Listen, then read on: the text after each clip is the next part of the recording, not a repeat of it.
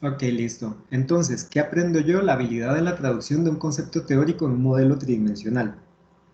Esto es entonces poder traducir la parte que es teoría en la práctica, en materializar algo que es un concepto en algo que es tangible, que es visible y que nosotros podemos entender además.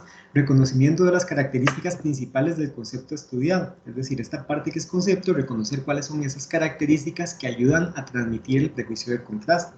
Y posteriormente, el reconocimiento de las características perceptuales necesarias para transmitir el prejuicio de contraste, es decir, desde el punto de vista de nuestra percepción en el objeto material que estamos diseñando, qué características de carácter perceptual tendrían que tener él para que el mensaje sea eficientemente comunicado.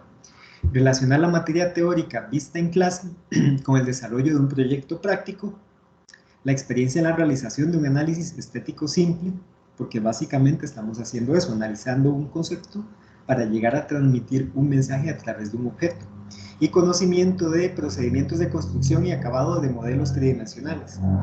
Y además de esto, digamos que es lo nuevo este semestre, conocimiento sobre fotografía de producto. Toda esta serie de aprendizajes entonces se tienen que derivar de este proyecto. ¿Cuáles son las reglas? Primero, el modelo deberá inscribirse en un volumen aproximado de 20 por 20 centímetros, perdón, faltan 20 centímetros aquí, de 20 por 20 por 20 centímetros. ¿Qué quiere decir esto? Que el modelo debe ser pequeño, y debe ser pequeño porque ustedes le tienen que tomar una fotografía. Si el modelo es muy grande, se les va a complicar mucho el tema de tomar fotografías. Por tanto, por eso existe este requisito acá. La idea es que puedan tomar la fotografía dentro de la caja negra, para que la calidad de sus fotografías esté acorde al, ¿cómo se llama?, al nivel que se espera dentro del curso de Fundamentos de Estética, puesto que nuestro objeto de estudio es la belleza. Por tanto, las fotografías tienen que ser bellas. Y ya vamos a ver eso dentro de un ratito, que vamos a tener un taller rápido acerca de la parte de cómo hacer los modelos. Con esto entonces se quiere decir que el objeto se inscribe en este volumen virtual, no que la maqueta debe ser cúbica y de ese tamaño, es decir, que debe caber en un espacio más o menos como así. Podría ser un poco más alta a condición de que le puedan tomar la fotografía. Pero si ustedes hacen el modelo, por ejemplo, de 40, 50, 60 centímetros de alto y después le tienen que tomar una foto en la sala de la casa y el modelo no se ve bien, ni modo va a tener baja nota en ese rubro porque el modelo no se ve bien. Y parte de lo que nos toca a nosotros aprender es a codificar el mensaje estético. Por tanto, el modelo no se evalúa solo por el modelo, sino también por el contexto que lo está rodeando. Y normalmente es así en clase. Por eso es que sus compañeros avanzados que han llevado el curso se pulían tanto llevando los manteles, haciendo la sala, ¿cómo se llama?, el laboratorio como una sala de exhibición, colocando sus modelos en bases que estaban perfectamente limpias, porque esa parte es importantísima para potenciar la belleza del modelo. Puede ser más grande o más pequeño si se justifica desde el punto de vista estético. Sin embargo, debe considerar que su tamaño debe facilitar el registro fotográfico necesario para su entrega. El objeto no podrá ser figurativo, debe ser altamente abstractivo.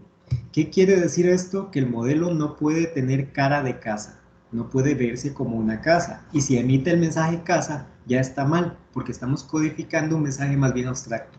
¿Ok? Queremos, vamos a ver, emitir solamente el mensaje de contraste, solo contraste, de manera que si hay un mensaje como casa, ya la cosa está mal porque está generando un mensaje que está completamente codificado aquí adentro y está, vamos a ver,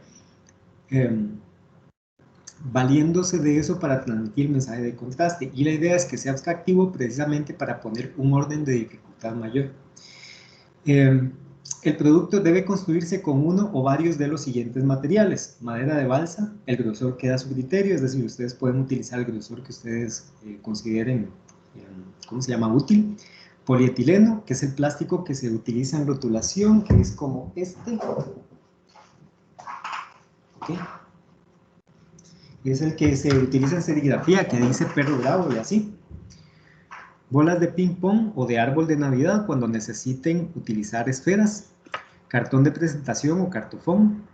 Pintura o Premier en aerosol. Pintura acrílica, es decir, para pintar con pincel o con brocha. Se excluye del ejercicio el uso de acrílico y similares. Y tiene libertad para decidir qué adhesivos o pegamentos van a utilizar. ¿Okay? La fabricación del modelo tiene las siguientes restricciones. Primero, deben emplearse materiales planos, como la balsa y el polietileno. Segundo, no se usará acrílico o vidrio en su configuración, pueden emplearse solamente como base si es necesario. Y para la representación de volúmenes que involucren círculos se emplearán materiales semi-elaborados, bolas de ping-pong, tubos de PVC, prismas de madera, etc. ¿Por qué existen todas estas condiciones o todas estas restricciones? Precisamente porque estamos en un estado de cuarentena, en una crisis sanitaria. Entonces, no es el deseo de este docente ni de la institución que ustedes tengan que salir a cada rato a buscar materiales, buscar procesos y hacer cosas exponiéndose ustedes, exponiendo a la persona que les está atendiendo y exponiendo a sus familias. Por tanto, estas restricciones están ahí para asegurarse que sus modelos se hagan 100% a mano. ¿Ok? A mano quiere decir dentro de casa, no quiere decir que si necesitan hacer un hueco con un taladro no lo pueden hacer porque el taladro es una máquina. Quiere decir que se está excluyendo, ¿ok?, el uso del corte láser para su elaboración, que es la siguiente restricción. Después, el acabado deberá presentar un alto nivel de perfección. Sí, perdón. Disculpe. Espérate, pero por ejemplo, si... primero. Ok, dale. Dame un toquecito y ya tenemos a Sofía y vas vos. Sofía. Profe, tenía una duda, pero Decime. como algo reflectivo, no como sobre esto. Es que como que estaba hablando con una compañera de cómo iba a hacer el curso de estética de esta vez y ella dijo como, ¿por qué no los ponen a hacer modelos en digital? Entonces, digamos, no es como para hacerlo, pero quiero saber, digamos, como al hacerse el curso así virtual, digamos, si el hacerse un modelo en digital cambiaría mucho el tipo de aprendizaje que se pueda generar. No, lo que pasa con el modelo en digital es que no existe un curso previo a fundamentos de estética que les haya instrumentalizado en ese sentido, o no tengo la seguridad de que todos tengan la habilidad.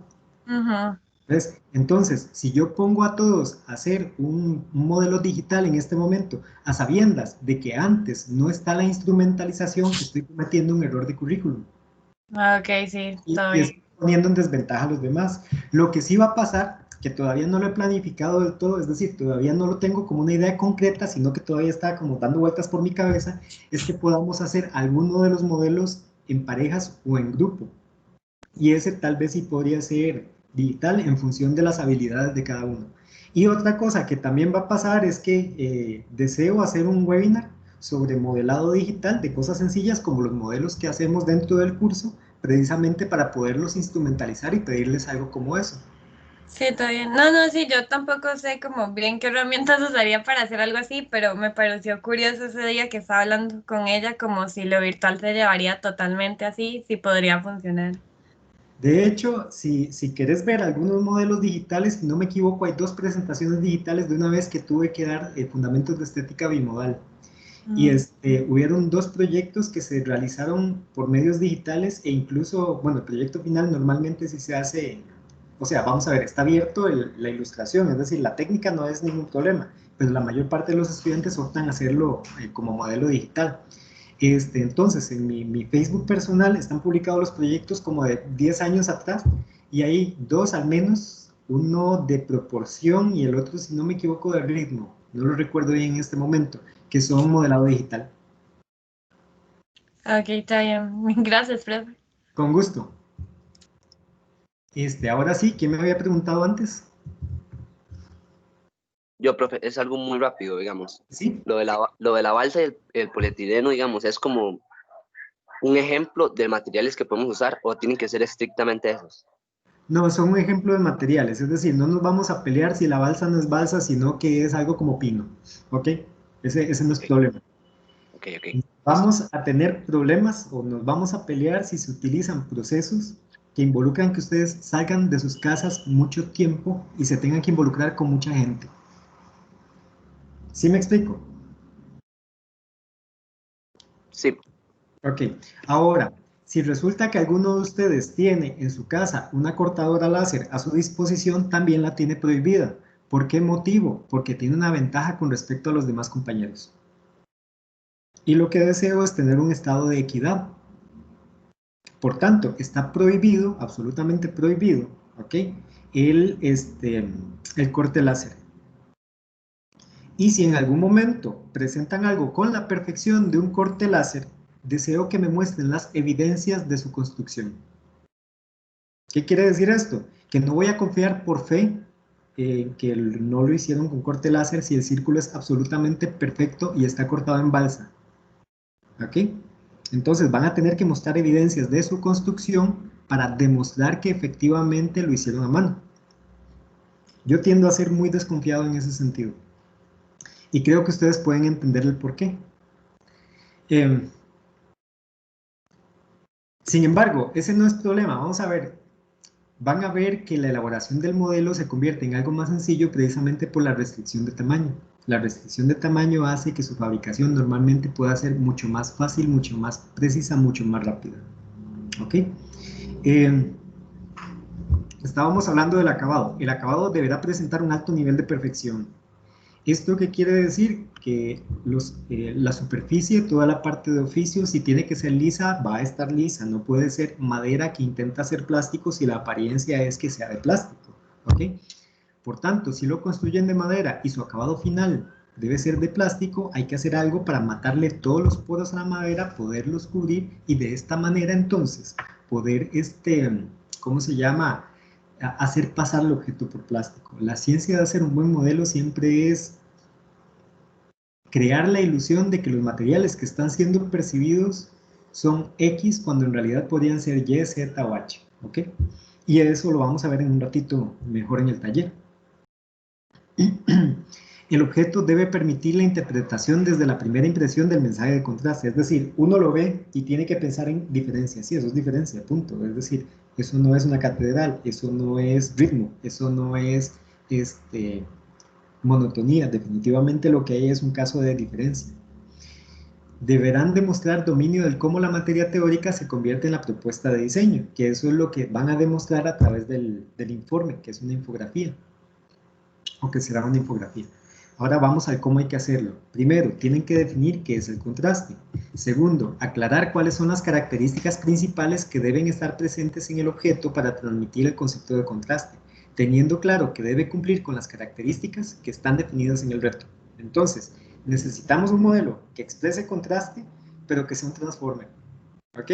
Que va a cambiar su composición porque las piezas pueden interactuar entre ellas, ustedes pueden idear la forma de hacerlo, ahí tienen toda la libertad creativa del caso, y cambiar su composición, pero en cualquier composición que la pongan, entonces tiene que generar el mensaje de contraste.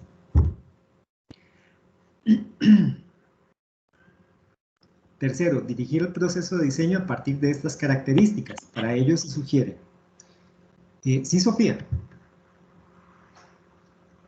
Profe, en eso de que las piezas se muevan, no significa que todas tienen que ser iguales. No, Okay. por eso te digo, tienen libertad creativa. Es decir, lo que yo les estoy pidiendo es que el modelo tenga dos posibilidades de configuración al menos. ¿Ok? El cómo se logran las dos posibilidades de configuración, ustedes lo tienen a libertad. Y en los dos modelos, digamos, tienen que ser la misma cantidad de piezas. No, no necesariamente. Ok. No necesariamente. Si ustedes, o sea, pueden idearlo quitando una pieza o quitando dos piezas y manteniendo el mensaje y se cumple con el que el modelo sea reconfigurable, entonces perfecto. Gracias. Con gusto. Si no, si digamos te pusiera tantísimas restricciones, ¿cómo se llama?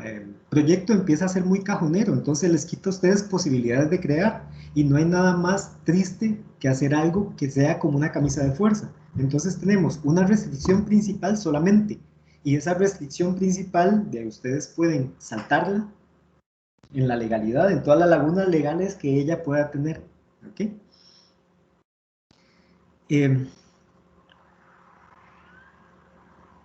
Se sugiere lo siguiente, definir las características a emplear en el diseño. Entonces, ustedes van a leer la materia de contraste, van a encontrar que contraste es diferencia y que podría ser diferencia de formas, entonces podrían empezar jugando con ese concepto, ¿ok? Entonces vamos a intentar expresar la diferencia a través de las formas. Entonces, ¿de qué manera puedo hacer tan intensa la diferencia de formas? Ok, podría ser volumen plano. Entonces puedo configurar modelos que se encarguen de eso. O otra ruta, podría ser que estén enfatizándose en la diferencia de color. Ok, entonces lo que hacen es modelos que expresen más bien ese tema de la diferencia de color. Y como mencionamos hace 2 semanas, con el color hay que ser muy prudente para no exagerarlo. Pero es una herramienta que se puede utilizar en los modelos. Después, realizar un proceso exploratorio a través de las técnicas de bocetos y prototipado rápido para definir el modelo. Bocetos, es decir, de sentarse a hacer los dibujitos de primera entrada. Prototipado rápido se refiere a agarren tijeras, cartulina, masking tape, más o menos como diseña Frank Gehry. Pegan, hacen un pequeño modelito para ver si está funcionando la transmisión del mensaje, y una vez que lo tienen claro ya se pueden mandar valientes a hacer uno de verdad.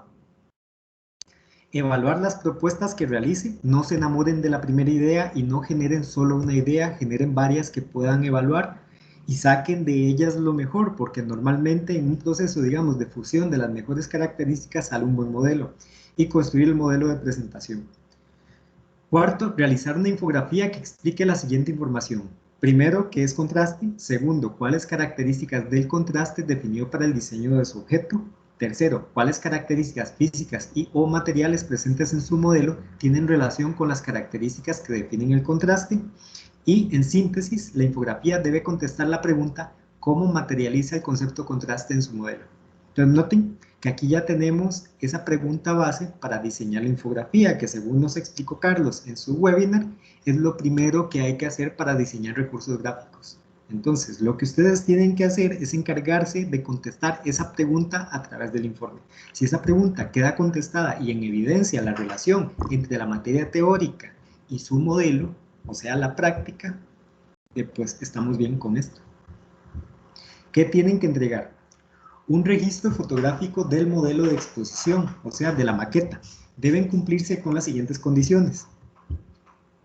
Primero, al menos 3 fotografías por versión del modelo en diferentes posiciones. ¿Por qué motivo es así? Porque normalmente cuando uno cambia de perspectiva, por ejemplo, dándole vuelta, puede apreciar diferencias del modelo en la fotografía. No es lo mismo claramente apreciarlo en persona que verlo en fotografía. En persona siempre la experiencia es mucho más rica, pero la fotografía les va a dar la ventaja de poder tomar los mejores ángulos y de jugar también con el ángulo de la cámara para hacerlo lucir mejor. Y también la fotografía les va a dar una ventaja que ni modo yo me tengo que aguantar como profe, y es que les permite también disimular más bien los defectos de acabado. Esas 3 fotografías por versión deben emplear un fondo neutro que no interrumpa la lectura o cause ruido en el mensaje, que debe ser interpretado. Ya vi que aquí hay 2 mensajes, así que quitemos esto de acá. Las fotografías deben permitir la apreciación del acabado superficial y no deben ser retocadas, es decir, no deben ser photoshopeadas, no deben tener filtros, deben ser al natural, porque lo que estamos buscando es también desarrollar no solo una habilidad manual, sino también su habilidad de reconocer los defectos que puede tener el acabado, el oficio, y los efectos que esas deficiencias pueden tener en la belleza percibida. Deben tomar al menos una fotografía de estudio. Esto quiere decir que el mensaje de contraste puede pasar a un segundo plano. La intención de esa fotografía es generar una composición más artística. Para esta fotografía sí está permitido el retoque fotográfico. Entonces, en resumen de estos 4 puntos, necesitamos 3 fotos por cada composición de la maqueta del modelo, porque la condición del modelo es que tenga 2 posibilidades de composición al menos. Entonces, son 3 fotografías por cada posibilidad de composición. Por tanto, el mínimo que hay que entregar en ese sentido son 6 fotografías del modelo. Además de estas 6 fotografías del modelo, necesitamos una que sea artística, en donde se luzcan con el modelo. Y en esa no importa si no expresa contraste. Lo que importa es que la fotografía sea el chuzo de fotografía. ¿Para qué ocupamos esa fotografía? Para hacer un concurso. ¿Ok? La próxima semana entonces vamos a tener el inicio de un concurso que todavía no he decidido quién va a ser el jurado, pero que va a tener jurado por supuesto y va a tener un ganador. Y la próxima semana les voy a contar qué es lo que gana esa persona que, vamos a ver, que tenga la mejor fotografía dentro del concurso. Todas las fotografías deben ser de alta calidad de presentación, no serán admitidas aquellas que muestren contextos de hogar o informales. Es decir, si hay una fotografía en donde está de la mesa de la sala y se nota que es la mesa de la sala y se ve un ambiente completamente hogareño, esa fotografía no califica para la presentación. La fotografía debe ser tal que enaltezca el modelo y que no produzca a su alrededor, ¿cómo se llama?, interrupciones en el mensaje de contraste. Para ello cuentan con el webinar sobre la fabricación de una caja negra para la fotografía publicado en el team Actividades Complementarias. Entonces, si alguno de ustedes no estuvo en ese webinar, por favor vea el video, construya la cajita, simplifíquela si necesita simplificarla y tome las fotografías que hagan que ese modelo esté completamente aislado del ambiente y que sea él lo principal dentro de la fotografía. Las fotografías deben publicarse en Behance en el perfil de curso Fundamentos de Estética. Los datos de acceso son los siguientes. Aquí tenemos entonces el login y el password. Cada uno de ustedes va a publicar en este, digámosle, portal, dentro de este álbum específico, sus modelos. La idea entonces es que tengamos un portafolio virtual con todas las fotografías del curso, para poderlo compartir también con, digamos, la comunidad de la Escuela de Arquitectura.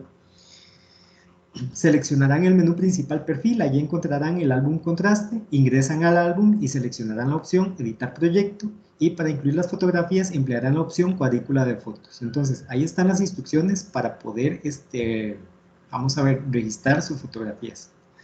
Si quieren puedo abrir un álbum de prueba en caso de que quieran intentar montarlas para estar seguros de que efectivamente las pueden montar. Y un álbum oficial en donde sí van a publicar la información de contraste que ya está presente, digamos, ya está dentro de esta interfaz. Para incluir las fotografías, perdón, no deben colocar su nombre en las fotografías, la revisión debe ser anónima para que exista la mayor imparcialidad posible al emitir un criterio de evaluación. Lo normal, digamos, dentro del curso es que ustedes llegan, ponen sus modelos y que yo no sepa de quién es cada modelo precisamente para hacer que el juicio sea lo más imparcial que sea posible. Entonces, por favor, no pongan referencias de las personas que son dueñas del modelo para evitar ese efecto halo que puede existir cuando se conoce el dueño del proyecto. No debe justificarse por escrito el modelo en el álbum fotográfico. El modelo se debe defender solo, sin narrativa. Es decir, la fotografía habla, el modelo habla con su composición. Él es el que dice si es contraste o no lo es. No importa su intencionalidad, porque en este caso eso no es lo que se está evaluando, sino si el modelo expresa o no expresa el mensaje de contraste. Y si efectivamente tiene esas al menos dos posibilidades de composición. Si ustedes quieren presentar más posibilidades de composición, tienen libertad de hacerlo. Deben tener cuidado de no alterar, desordenar o borrar las fotos de sus compañeros. Recuerden que este perfil será compartido por todos, por lo que se les solicita tratar el material publicado con el máximo respeto posible. Esto porque, fijo, va a suceder que dos personas van a querer introducir las fotos al mismo tiempo. Entonces, mientras están publicando, probablemente queden intercaladas. Y lo ideal es que todas las fotografías de un solo proyecto queden en conjunto. Entonces, si eso está pasando, procuren no alterar las fotografías de los demás, no borrar algo que no les pertenezca. Si van a ordenar sus fotos, procuren ordenar solamente sus fotos, si hay forma de hacerlo dentro de la interfaz. Y si algo pasa de por medio, pues avísenle al compañero o me avisan a mí para poder mediar la situación. Porque la idea no es generar un conflicto, sino más bien tener un facilitador para que nos permita tener las entregas en un medio,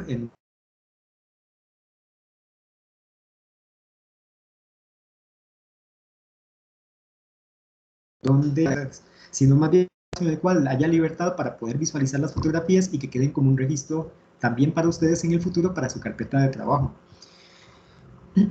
La entrega de los modelos, su registro fotográfico será el martes 22 de septiembre, esto es el día antes de la presentación.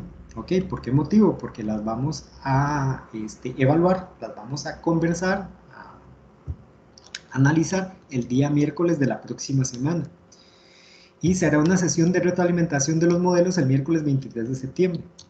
Segundo, lo segundo que necesitamos acá, una infografía que cumpla con los requisitos expuestos en el punto 4 de la sección, cómo hay que hacerlo. Para su elaboración emplearán el conocimiento adquirido en el webinar de Figma o de Illustrator. Ahora, si alguno de ustedes domina cualquier otro software, pueden montarlo en lo que sea. La condición es que sea una infografía. De manera que si ya alguno de ustedes domina, por decir algo, Canva, puede utilizarlo para generar esto. Es decir, el medio no interesa mucho. Se hace mención de estos dos porque van a tener, digamos, una formación en los dos software. Debe cumplir con las siguientes condiciones. La infografía que se entregará a través del TEC Digital en la sección de evaluaciones como un documento en formato PDF. No se aceptará otro formato de archivo. ¿Por qué no otro? Porque el PDF sí me permite poderlo editar y hacerle las observaciones sobre el documento. Si ustedes me entregan un JPG, entonces yo tengo que entregarles un Word aparte, indicándoles cosas como la siguiente. En el dibujo 1 que se encuentra en la parte de arriba a la derecha, muy cerca de la palabra tal, existe tal defecto, lo cual es difícil de ubicar y para ustedes la retroalimentación va a ser menos eficiente. Respecto de si yo agarro un post-it, lo pongo encima del punto que estoy retroalimentando y dándoles ¿cómo se llama? La información al respecto. También porque eso complica la posterior publicación. En algunos casos, yo publico a través de una página que tengo de un perfil que tengo en ISO, los proyectos. Entonces también pueden visitar ese sitio para ver proyectos de generaciones anteriores y tener una noción clara de qué estamos trabajando y de cuál es el procedimiento conforme vayamos avanzando en el curso. La fecha de entrega de la infografía será el viernes 25 de septiembre, esto es el viernes de la próxima semana. Sin embargo, esta es la parte que quiero negociar con ustedes. Ustedes lo van a entregar viernes, digamos, la hora tope siempre es 11:45. Sin embargo, de todas formas, yo no lo voy a evaluar ni sábado ni domingo. Entonces, yo no tengo ningún problema con que esa fecha de entrega sea más bien el domingo 27. ¿Qué prefieren ustedes? ¿Que la dejemos 25 o que se extienda hasta el 27 inclusive?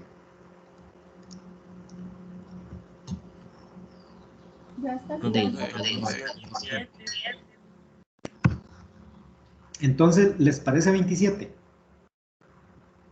Sí, profe. Sí, O más bien, vamos a hacerlo de esta manera para tenerlo más claro. Si alguno,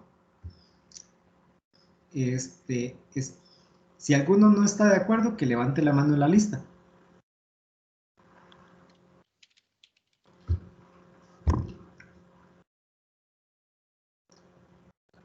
Ok, perfecto. Entonces cambio de una vez esta fecha aquí, de viernes 25. Y voy a poner entonces la fecha límite, porque igual lo pueden entregar viernes si así lo desean. Profe, ¿esa infografía tiene algún tamaño en específico? Digamos, el documento en PDF. No, esta vez no tiene un tamaño específico. Yo lo recomendaría, por una cuestión, digamos, del formato, tamaño y demás, y conveniencia, que sea algo como tabloide. Normalmente el tabloide ha funcionado muy bien cuando tienen que hacer infografías de este tipo. Y no importa si es horizontal, vertical ni nada de eso. Ahí es que también puede depender que la composición del modelo haga que te convenga más en vertical y de repente la composición más bien te conviene que sea horizontal. Entonces, en ese sentido, siempre van a tener libertad para manejar el formato. Ok.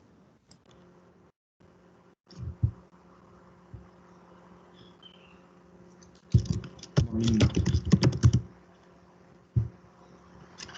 27. Listo. ¿Cómo será evaluado el proyecto? Será evaluado con dos rúbricas. Una que es para la parte del modelo, la apariencia, y otra que es para la infografía. Sin embargo, chicos, me falta incluir aquí la de la infografía. Entonces, me comprometo a tenerla para hoy por la noche. Por el momento les puedo mostrar la de ¿cómo se llama? La del modelo, para que además es lo primero que tienen que entregar para que sepan cuáles son las condiciones.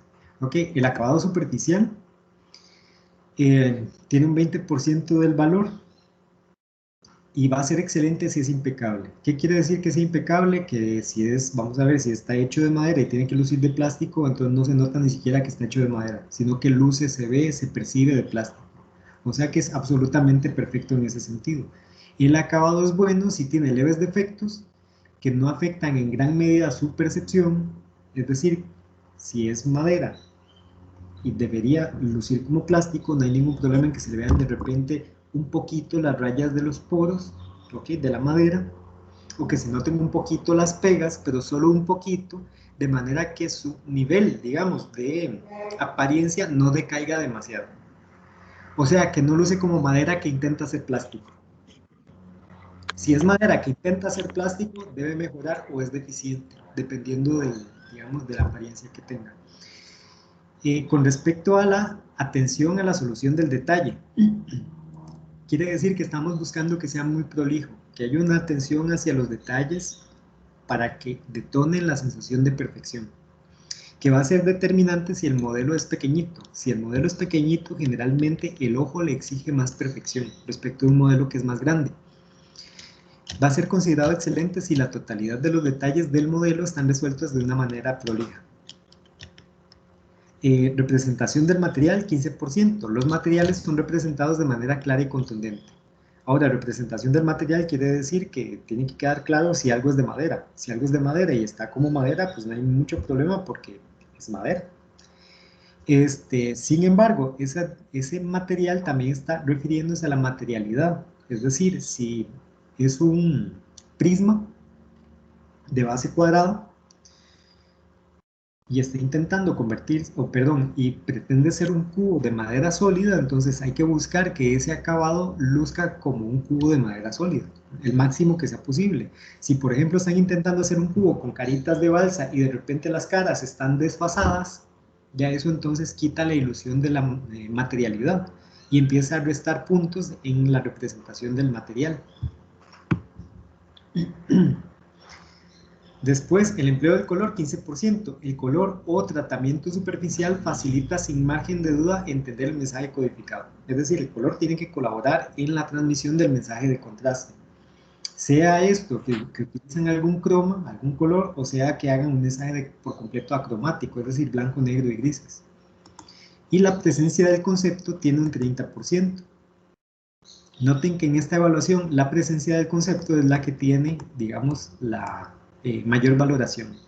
Sin embargo, los demás rubros de evaluación no tienen tampoco, digamos, porcentajes que son menospreciables, porque todas estas partes intervienen en la sensación de belleza al final.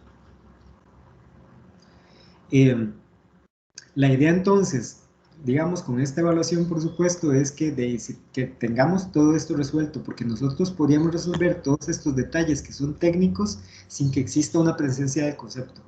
Y el modelo va a ser percibido como bello, pero recuerden que tenemos un reto académico, que es generar la sensación de contraste. ¿Okay? Por tanto, si no está la sensación de contraste, el máximo que yo podría aspirar de nota sería algo como un 70. Si está además la presencia de contraste, el modelo o la nota del modelo se va a ir hasta arriba. ¿Ok? Chicos, ¿dudas con respecto a esto?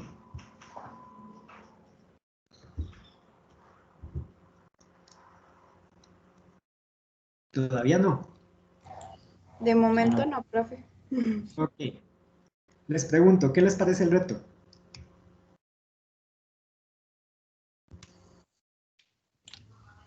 Está interesante, la verdad. Está interesante. Okay. Sí, sí, ahorita siento, digamos, que no puedo asimilar tanto, pero tengo que ordenarme primero. Pero sí. Se ve muy, muy provechoso, digamos, las oportunidades y el montón de libertad que hay en crear cosas. Y esa parte de que fuera el contraste como por piezas, como que da una amplitud más grande de conceptos también. Listo, chicos. Vean, la idea con este reto es precisamente darles mucha libertad, ¿ok? Las restricciones están ahí porque si les doy libertad absoluta se pueden perder también. Uno siempre necesita un ancla para tener un norte. Esas restricciones entonces están ahí precisamente para servir como ancla, como punto de referencia para poder hacer todo lo demás. Pero también están ahí para darles un reto, porque si no les pongo algo que sea difícil, entonces esto no tiene ningún sentido emocional. Y la idea es generar una experiencia completa con la entrega de contraste que no hemos vivido antes. Y por eso también tenemos un concurso. ¿Ok? Y en este concurso, por supuesto, hay premio, vamos a tener jurado, vamos a tener una, ¿cómo se llama? Una sesión en la cual ese jurado va a votar para poder decidir quién es el ganador. Y el premio va a ser algo de utilidad para ustedes dentro del curso, por supuesto, es decir, es un beneficio dentro del curso que no van a tener las demás personas. Con esto, lo que estoy buscando, digamos, como docente, es poder compensar todo lo que no nos da la presencialidad. Y poder generar algo que de verdad sea interesante, que sea divertido durante el proceso y que se convierta en un factor de motivación que vaya un poco más allá de lo que hacemos normalmente en clase. Y por supuesto que ustedes tengan más oportunidades para explotar, digamos, la creatividad, porque este curso es de los pocos que van a llevar en donde hay pocas restricciones y muchas libertades. Ya cuando uno se topa con un taller de arquitectura y entonces hay presupuesto y hay estructura y hay otra serie de condicionantes, pues la parte estética, por supuesto, tiene que quedar subordinada a lo que es posible hacer. En nuestro caso no, ustedes pueden volar lo que quieran porque nada de lo que vamos a hacer acá es ¿cómo se llama? Es un diseño final para construir, es solo diseño conceptual. ¿Ok? Bueno, espero entonces que les guste el ejercicio que vamos a desarrollar esta semana, o el reto que les estoy poniendo para esta semana.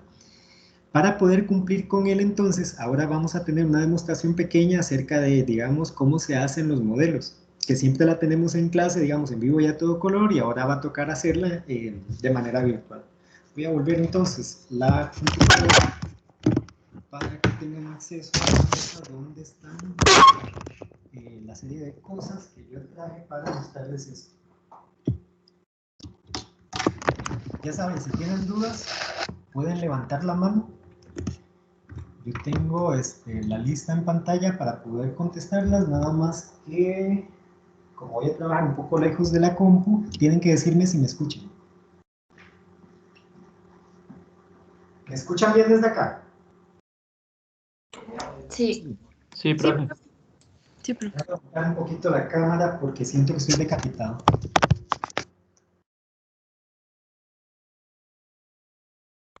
Profe, ¿Sí?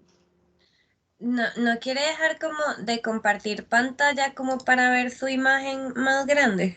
Perfecto, tenés toda la razón. Sofía, igual si le das clic derecho a la imagen del profe y le das anclar, yo creo que se te hace grande en la compu. Ah, ok.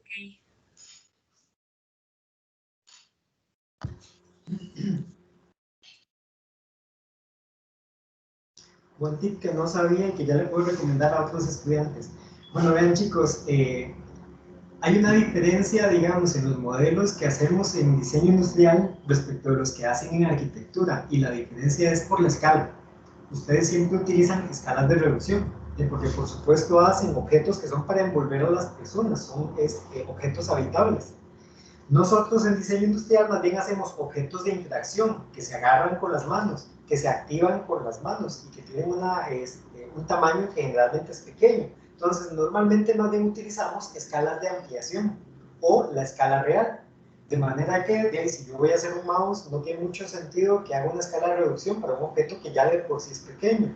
Más bien lo que tiene sentido es que lo haga del tamaño real para poder hacer pruebas de validación, etc. Y que lo haga mucho más grande si el modelo tiene otro objetivo, como por ejemplo si es un objetivo publicitario o si es para mostrar detalles del interior o cualquier otra cosa. Entonces, esa diferencia de escala hace que la atención al detalle también cambie. Digamos, los modelos arquitectónicos no tienden a ser muy detallados. Ahora, ¿a qué me refiero con esto? A que si ustedes van a hacer entonces a un modelo a escala de un edificio de 10 pisos, pues normalmente no vamos a tener algo ahí como precintas, ¿ok? No vamos a tener cosas como rodapiés. No es lo normal porque son detalles que la escala empieza a ser muy difícil de construir. Se necesita demasiado tiempo, esfuerzo y demás para algo que además no merece la pena, ¿ok? En cambio, cuando trabajamos en un modelo como este, de un mouse en diseño industrial, más bien la atención al detalle se va al 200%, porque entre más pequeñito es el modelo, normalmente se le exige mayor detallado. ¿Por qué sucede esto?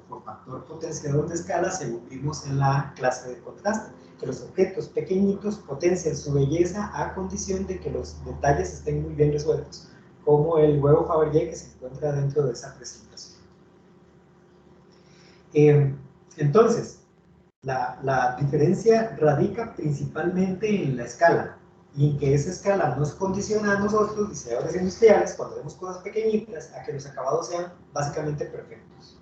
¿A qué me refiero con que un acabado sea perfecto? Que tiene que imitar al 100% la realidad. Vean, voy a mostrarles un reloj. Este relojito ya está bastante viejo, ¿ok? De hecho, este reloj es mayor que ustedes. Sospecho. Esto es una maqueta, ¿ok? Esto no es un reloj comprado, es una maqueta hecha de acrílico, ¿ven? Voy a acercarles para que noten el nivel de chorchas que tiene la parte de atrás.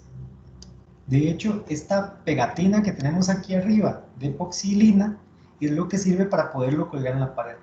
Ahora, nótese la diferencia de impresión emocional que tiene cuando se ve acá respecto de cuando se ve de este otro lado. De este lado tiene una cara hermosa. Noten que el acabado superficial es bastante bueno, está manchado por el tiempo, por el paso del tiempo, porque como ya les dije es mucho más viejo que ustedes. Y la parte de atrás es sencillamente un desastre. ¿Ok? Esto entonces es a lo que me refiero cuando les digo que el acabado debe ser impecable.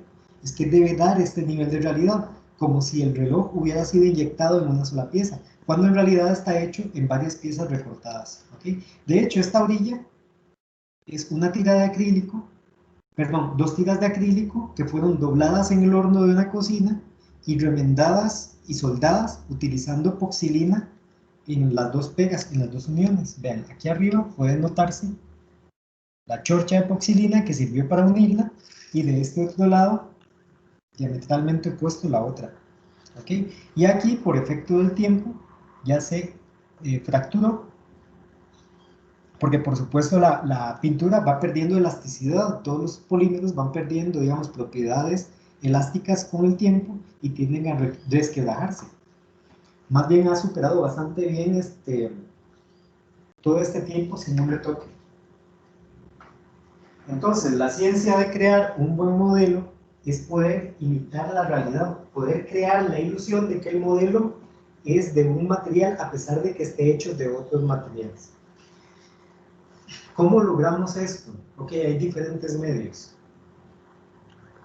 El primer medio para lograrlo es ser muy pulcro en la fabricación. Entre menos errores uno cometa durante la fabricación, entonces después menos cosas hay que corregir, y eso ayuda mucho a realizar buenos acabados. Para su fabricación, entonces, normalmente van a utilizar materiales como cartón o como balsa, que puede ser de diferentes grosores.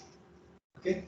En este caso, yo tengo estas 2 muestras. Esto no es balsa, esto es otro tipo de madera, no sé de qué será exactamente, pero es mucho más rígida y dura, pero también da muy buena flexibilidad. Entonces, esta cosa funciona muy bien para hacer arcos o superficies pensadas.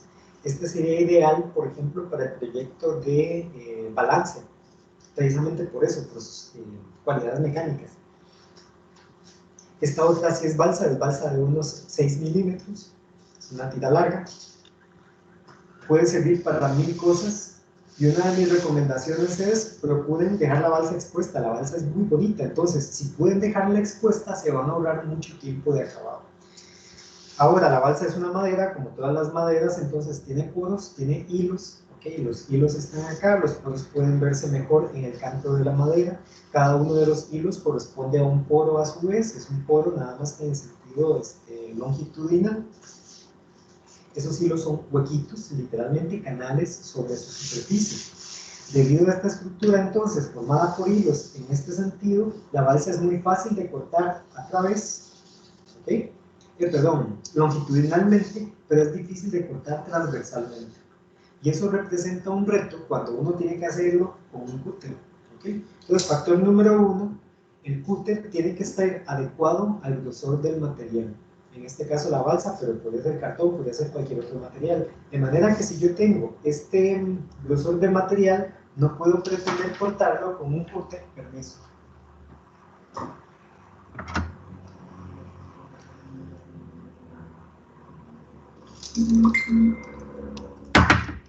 Con un cúter para papel. Es demasiado grueso. No es que no se pueda, sí se puede, pero con un alto costo, porque probablemente cuando hagan el corte, el cúter se va a torcer fácilmente y eso va a provocar problemas que después hay que remendar. Y todo lo que debemos buscar al construir un modelo es cometer la menor cantidad de errores durante su fabricación. Por tanto, para algo como esto necesitamos al menos un cúter como este. ¿Okay? Un cúter grande, ya de una hoja de unos 2 centímetros, que permita además apoyarse con mayor fuerza. Después, cuando uno quiere cortar algo como esto, además necesita una regla de metal. ¿Okay? Las de plástico no funcionan, ya tienen que haber pasado por esa experiencia. Las de plástico no funcionan porque el cúter se las puede llevar fácilmente. Y cuando hacemos un corte, normalmente lo que queremos es que quede recto. ¿Okay? Si el corte es transversal, no se debe hacer de un solo paso, sino más bien en varios pasos, al menos 4 o 5, aplicando más fuerza cada vez.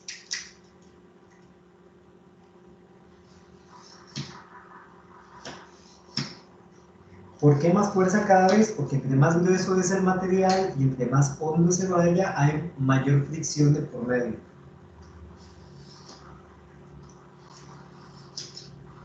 Ahora, en la última, o en el último corte, el último esfuerzo, es conveniente asegurarse de que la cuchilla tenga filo. ¿Okay? Si uno siente que está costando mucho cortar, es mejor quitar la cuchilla, retirarla, renovarla para el último corte. ¿Por qué motivo? Porque si no tiene filo, va a llevarse los hilos de la madera y va a mordisquear las orillas. Y normalmente lo que queremos es que las orillas queden limpias. La parte superior siempre va a quedar con las orillas limpias, la parte inferior no. La parte inferior depende del filo de la cuchilla.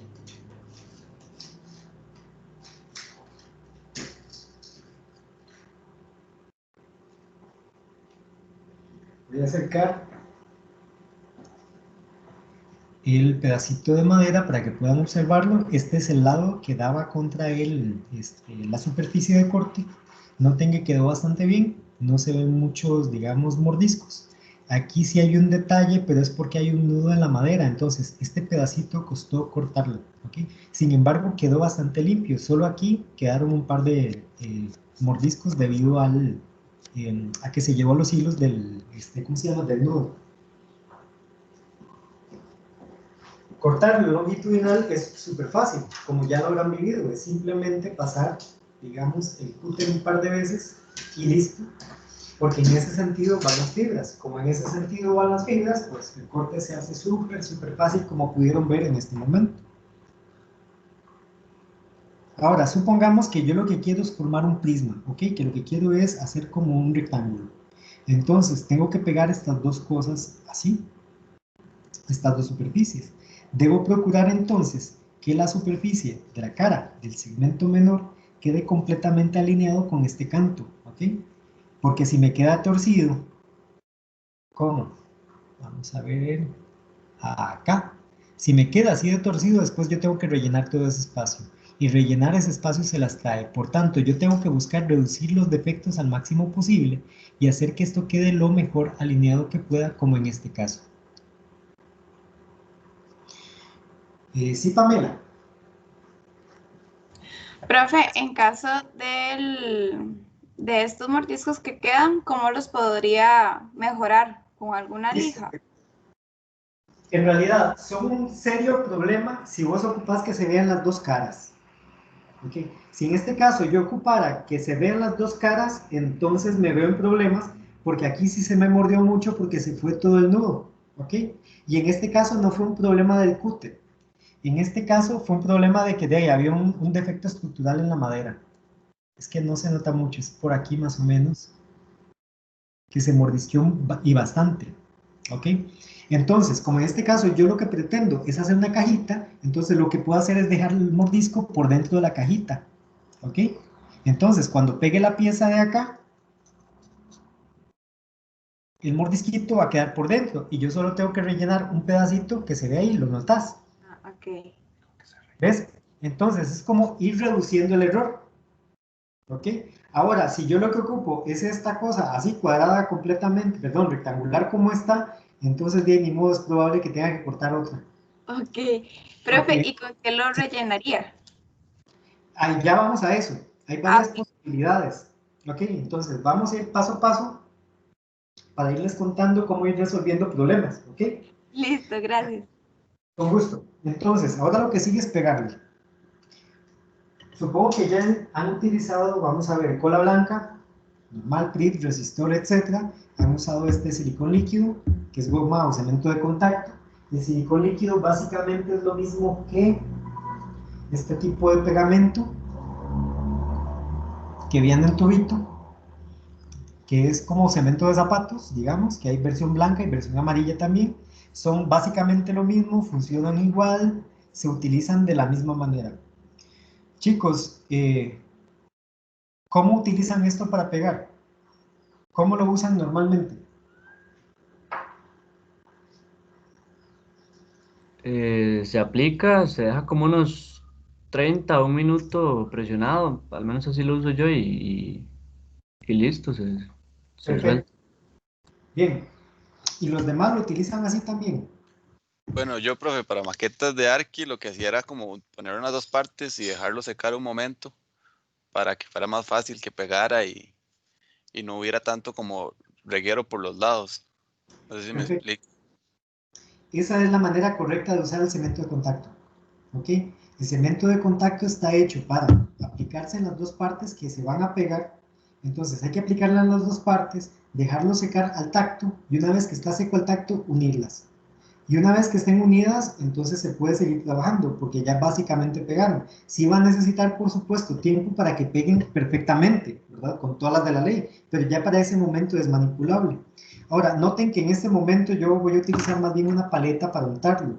¿Por qué motivo? Porque normalmente cuando uno lo abre, digamos, le abre este huequito, eh, esta cosa se destapa y se empieza a evaporar, y al evaporarse se hace cada vez más espeso y menos manipulable. Entonces yo en lo personal prefiero conservar la tapa perfectamente cerrada y sacarlo con paletas, con pinchos, con palillos de dientes o untarlo con los dedos si es necesario, para evitar al máximo la disipación de su solvente. Entonces en este momento lo que estoy haciendo es sacarlo para colocar en el canto del segmento chiquitito. Ahora sí, puedo usar los dedos para esparcirlo. Debo dejar la capa más delgada que sea posible, porque todo exceso de pegamento después tengo que quitarlo, ¿ok? Por tanto, hay que intentar disminuir el error desde el principio. Aquí, si pueden observar, los lados quedaron llenos del pegamento. Todavía no lo voy a quitar, voy a esperar a que seque un toquecito. Cuando seque va a ser más fácil de quitar que en este momento, porque podría embarrar más bien la superficie. Si la embarro, podría ensuciarse y eso tiene un costo después en el acabado, dependiendo de qué yo quiera hacer. Entonces, lo ideal es manejarse siempre con el mínimo de error posible. Ahora, de este lado, estoy aplicando el pegamento en donde va a estar el canto, sobre la cara en la que va a reposar el canto del segmento menor. ¿Ok? Ahora lo que sigue es dejarlo secar un toquecito, hasta que estén secos al tacto. Mientras tanto, entonces, les voy a mostrar otro par de pegamentos. Como les decía entonces, el silicón líquido, los pegamentos como el Cores, este que tenemos por acá, como el de zapatos, son pegamentos de contacto, por tanto se untan en ambos lados, se dejan secar y una vez que están secos se unen. Y el pegamento o la cola blanca es muy buena para pegar madera, por ejemplo, y materiales porosos en general. Solo que tiene un defecto, dura mucho secando, porque depende de que se le evapore el solvente y el solvente es agua. Por tanto, al ser agua es lenta al secarse y van a tener que esperar horas. Con este tienen que esperar solamente minutos. Este otro pegamento es la mamá, digamos, de todos los pegamentos. Es un pegamento epóxico, tiene dos componentes. Un componente es básicamente el pegamento, el otro componente es un catalizador, lo cual quiere decir que genera un proceso químico de endurecimiento. Y esto pega básicamente todo excepto plástico. Entonces, con esto pueden pegar vidrio, pueden pegar cerámica, pueden pegar cuero, pueden pegar madera, pueden pegar todos esos materiales en conjunto, pueden pegar metal, solo no tiene buena adherencia en el plástico, ¿ok? Se utilizan partes iguales y hay dos versiones de color, si no me equivoco. Esto que es transparente, que deja una apariencia lechosa, y el otro que es gris, si mal no recuerdo. Huele horrible, por cierto. Todos los pegamentos epóxicos huelen muy, muy feo.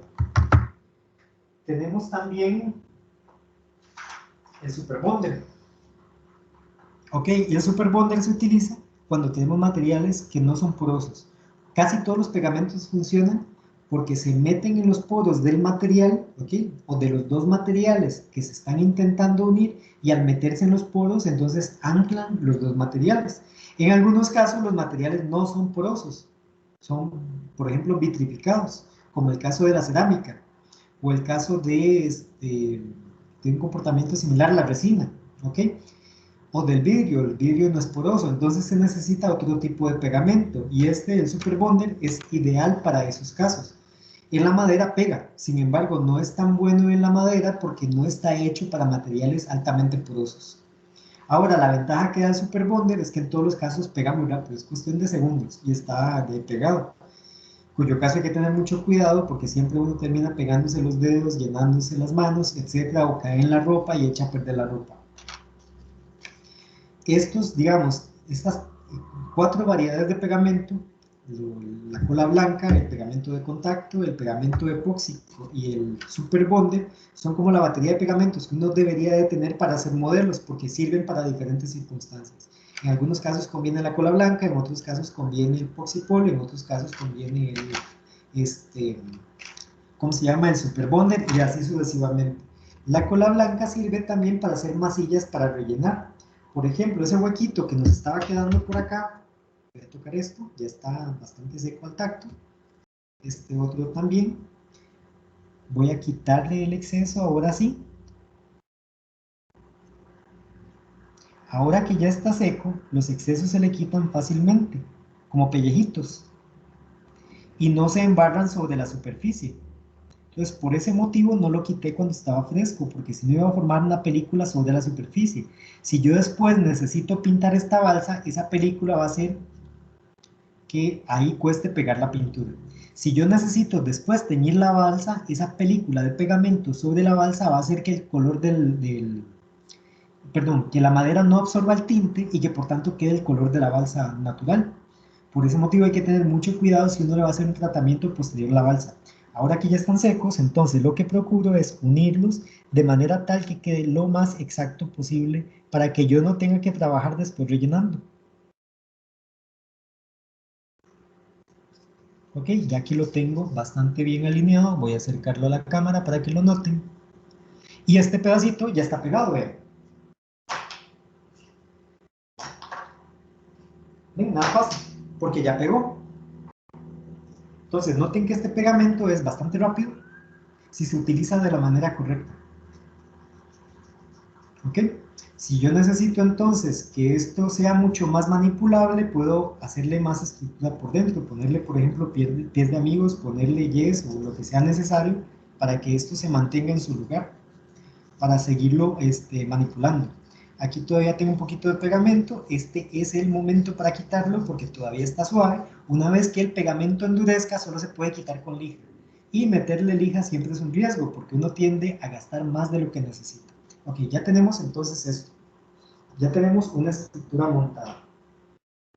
Ya tenemos, digamos, noción de para qué sirve cada pegamento. Ahora sigue el cómo yo acabo esto. Es decir, supongamos que ya esto es un cubo y que yo necesito darle apariencia de plástico. Lo que sigue entonces es aplicar pintura.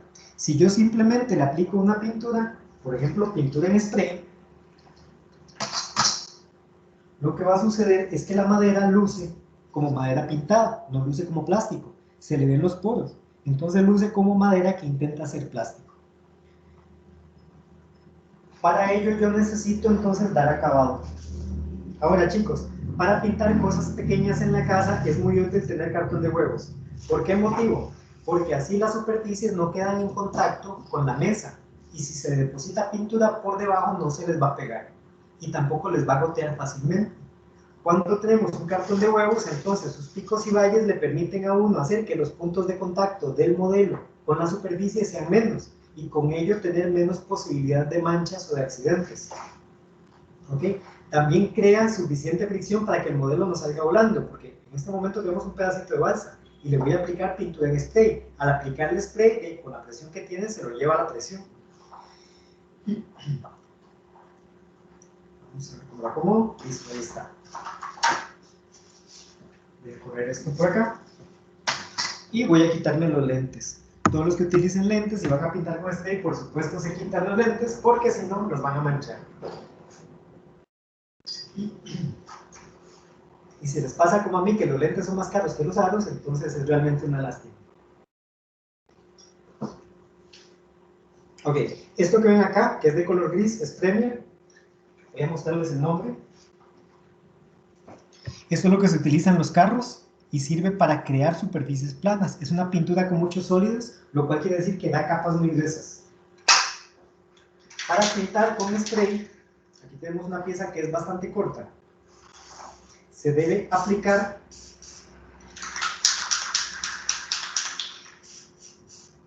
en capas delgadas, ¿okay? Se empieza a pintar fuera del objeto a más o menos unos 15-20 centímetros de distancia, se pasa de lado y se deja de aplicar fuera del objeto también, ¿okay? No se hace esto. Eso es un riesgo de goteo, ¿okay? ¿Por qué motivo? Porque en los extremos queda más pintura que en el centro. Si les ha pasado que su maqueta, vamos a ver, les gotea y entran en desesperación y le hacen así todavía más, va a gotear más. Va a gotear más porque en cada punto en que ustedes frenan y se devuelven queda más pintura que en el centro.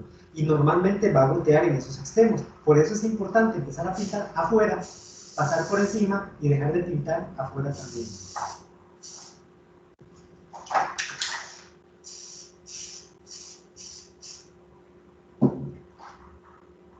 Ahora, el día de hoy está un poco frío por acá y poco ventoso. Esto depende del flujo de aire y de calor para poder secar, porque el solvente es Silva. Como yo tengo esas condiciones, entonces, y como sé que ustedes probablemente vayan a hacer estas cosas de noche, existe una alta tendencia de comportamiento en ese sentido, pueden crear con una cajita un horno de secado.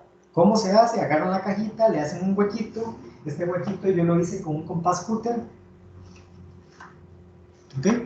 Esta es otra herramienta muy útil para ustedes en este momento, que también lo saca uno de apuro, sobre todo cuando tiene que hacer prototipos rápidos, porque deja círculos perfectos. Ya que les estoy haciendo el comercial y hasta el precio tiene por acá, me costó 6.000 colones, según veo por aquí. Lo compré en Universal y hace círculos como este. Vean aquí la tapita. Y con esto se puede cortar material como el polietileno. ¿Ok? En este huequito entonces lo que se hace es meter la secadora de pelo. Entonces usted simplemente mete la secadora de pelo por acá,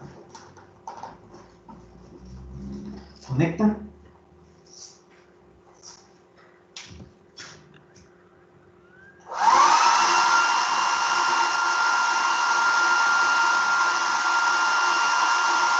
mete en su modelito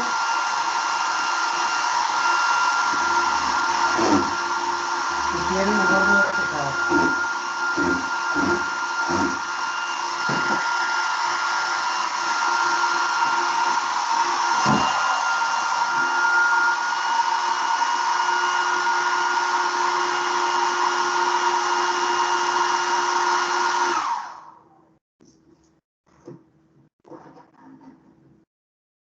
Para este momento, por supuesto, no está seco del todo. Solo quería mostrarles el procedimiento porque esto causa demasiado ruido. Vean, en este momento lo que tenemos es madera que intenta hacer plástico, solamente es madera gris.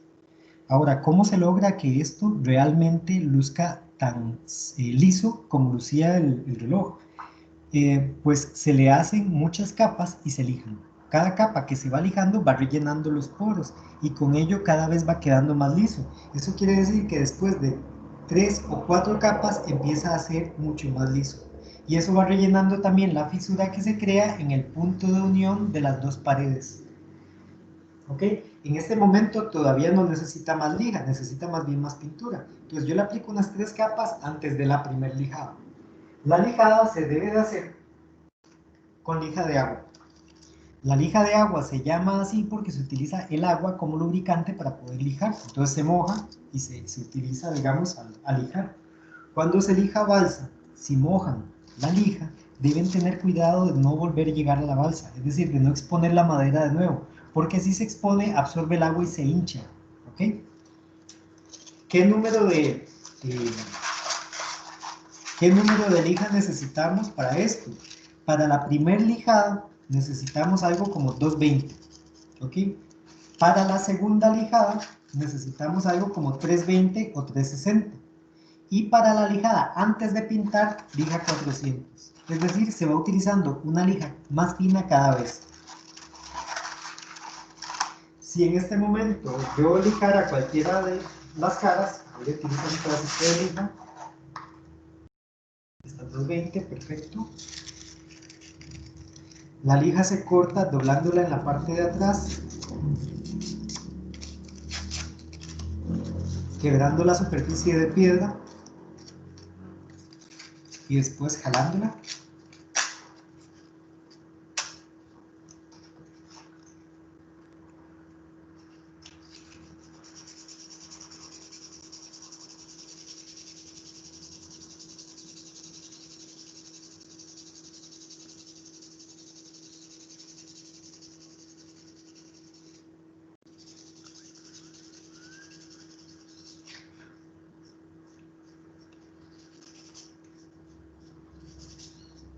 Bien, voy a mostrarles el pedacito este de madera. Y ahí estoy empezando a llegar la madera a los extremos. Eso quiere decir que es mejor que pare o los voy a desgastar demasiado. Ya le quité una capa de pintura y noten cómo se repintan mucho los poros de la madera. Se están repintando porque dentro del poro queda pintura. Como ya quité la de la superficie, la de dentro del poro no la puedo tocar y entonces esa es la que lo va rellenando. Ahora lo que sigue es volver a pintar.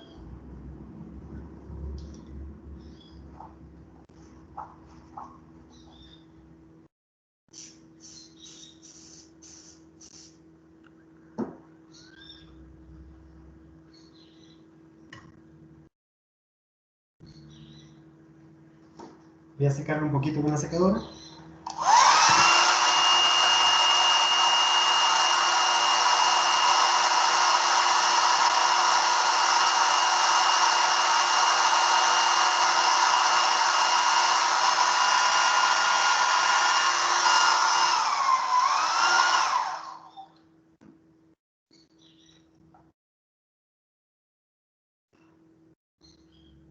Ahora vean. No sé si lo pueden notar, ¿ok? Esta superficie que no tiene lija, tiene todavía la madera expuesta.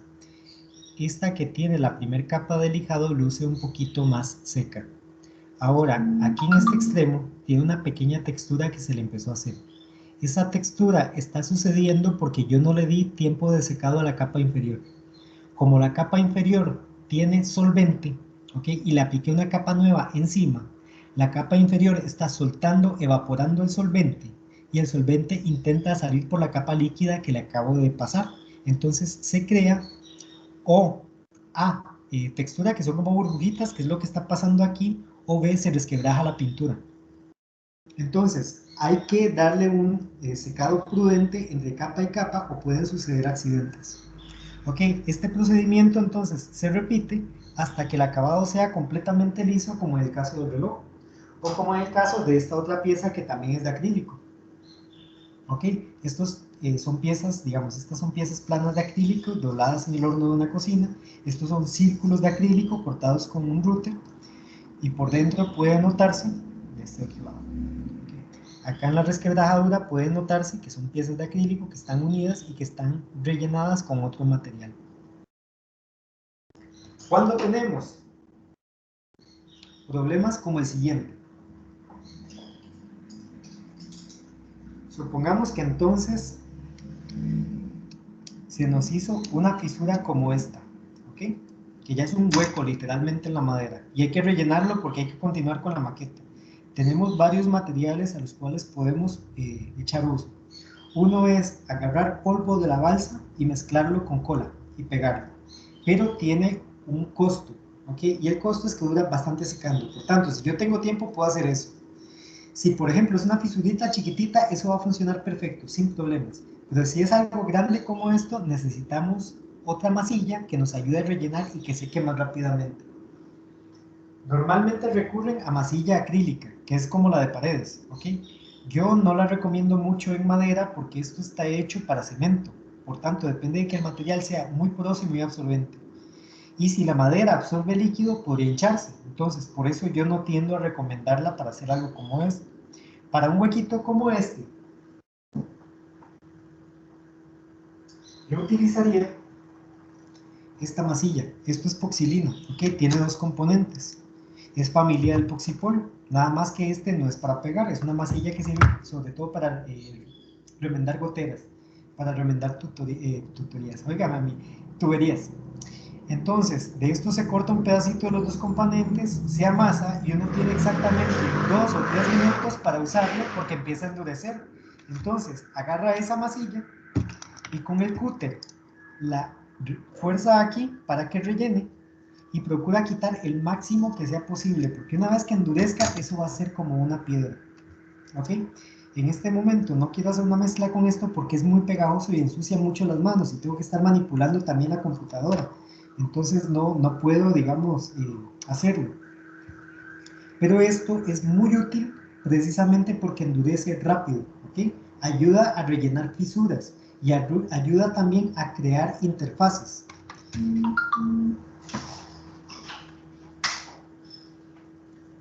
Este reloj tiene esta interfaz entre la parte de abajo, que es plana, y esta argolla superior, que también es plana. Entre las dos, entonces, hay una unión, hay una transición que es curva hacia el interior. Esta transición curva, porque estos son básicamente aros de acrílico pegados sobre un círculo de acrílico, se logró con esta masilla. Entonces, yo lo que hice fue amasar suficiente para irla poniendo en la orilla y con el dedo, literalmente con el dedo, irla moldeando, generando entonces esa curvatura, esa transición curva entre la pared vertical de las argollas y la pared horizontal que forma la superficie del reloj. Con eso también hice las costuras para poder cerrar los dos extremos del reloj. Y con eso también hice esta chorcha acá para poderlo colgar de la pared. Entonces tiene varias utilidades, sirve para varias cosas. Y su gran ventaja es precisamente porque endurece muy rápido, ¿okay? Lo hace muy rápido y eso nos ayuda a generar modelos de rápidamente también. Si por ejemplo de repente esto se me empieza a mover demasiado, yo podría agarrar un pedazo de esa masilla, ponérselo aquí, esperar a que seque, reforzárselo un poquito con pegamento y continuar lijando, ¿ok? Sin problemas. Entonces puede ser un salvatandas de repente. Esa masilla también es muy moldeable para hacer otras cosas. Vean.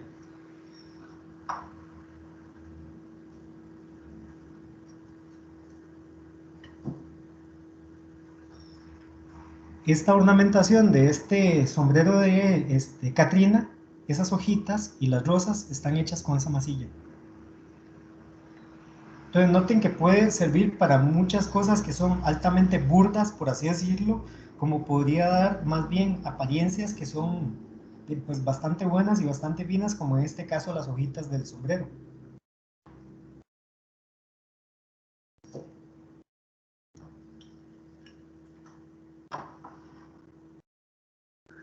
Ok, entonces una vez que tenemos muchas capas de pintura y ya esto nos quedó liso, lo que sigue es pintarlo, ¿ok? Para darle acabado final. Para dar acabado final entonces, lo que recomiendo yo es utilizar pinturas en spray, aunque pueden utilizar también pinturas acrílicas con pincel. Si van a hacer eso, entonces procuren que la textura que les deje el pincel actúe a favor del modelo, ¿ok? Porque si por ejemplo están intentando dar un acabado plástico y se notan pasadas de un pincel, se pierde por completo esa ilusión. Y lo que hay que buscar más bien es mantener el máximo que sea posible.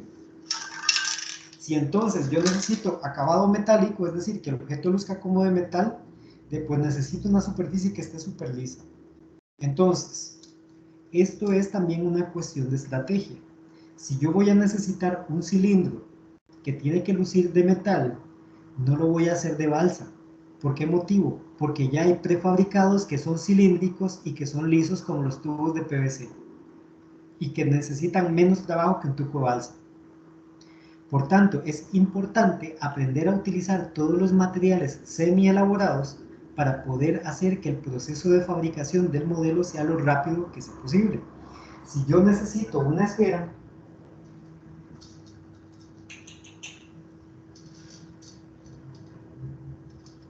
es mejor que utilice una esfera de ping-pong o una bolita de un árbol de Navidad porque ya es perfectamente esférica. Respecto de que me dé a la tarea de comprar una bolita de estereofón para después cubrirla con masilla, para después lijarla y que no quede perfecta y después pintarla. ¿Ok? Esta la estoy pintando desde un principio. La otra requiere una cantidad de trabajo inmensa, de recursos, de tiempo, para un acabado que indudablemente va a ser inferior que lo que puedo lograr con algo como esto. La ventaja para ustedes es que la escala de la maqueta les permite utilizar, digamos, cosas como las bolitas de ping pong y más bien ajustar la escala a la bolita. Entonces, si necesitan que la bolita luzca muy grande, pues todo lo demás se construye un poquito más pequeño. Lo mismo con las bolas del árbol de Navidad. El único defecto que tienen las bolas del árbol de Navidad es el hueco. Entonces lo que se hace es ubicar el hueco en una vista en donde no sea percibible. Y como ustedes van a tener además que tomar fotografías, pueden escoger también los ángulos en los cuales puedan evitar, digamos, la mayor cantidad de defectos. Tienen que buscar los mejores ángulos para sus modelos. Ok, ahora voy a mostrarles, digamos, la apariencia de esta bolita cuando se le pasa el spray metálico.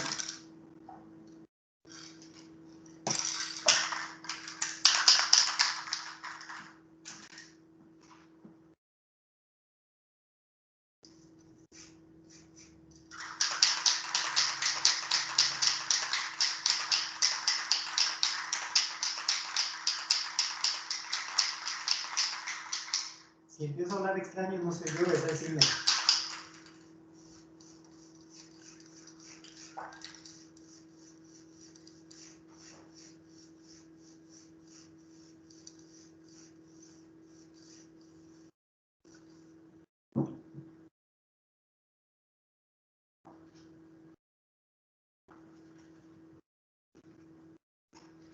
Permiso, vean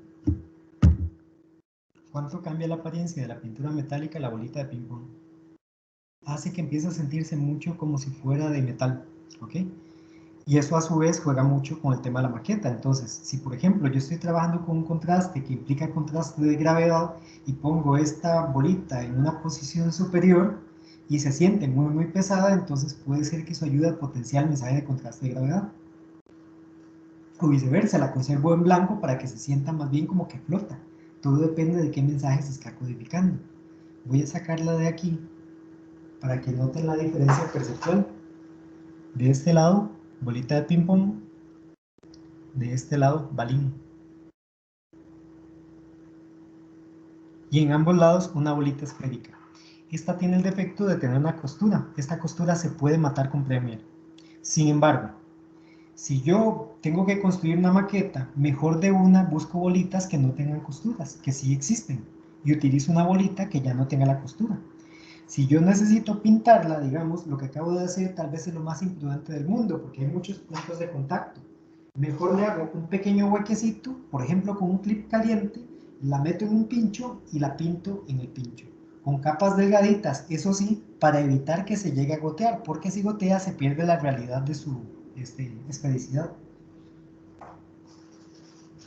Si yo necesito hacer una espiral, entonces, vamos a ver, puede ser que mi primera respuesta sea algo como voy a cortar una tira de balsa, la voy a mojar, la voy a llenar de pegamento. Yo les recomendaría mejor, recorten el tubo. Esto es de un tubo de PVC. De hecho, es parte de una maqueta que había hecho yo ya hace tiempo, que está publicada en mi perfil de Facebook y que perdí una vez que di estética en verano. Noten que aquí están todavía los cortes en bruto de la cegueta y que es, digamos, suficientemente exacta en su grosor, en su continuidad, para sentirse como una esfera, como una espiral continua. Esta espiral fue recortada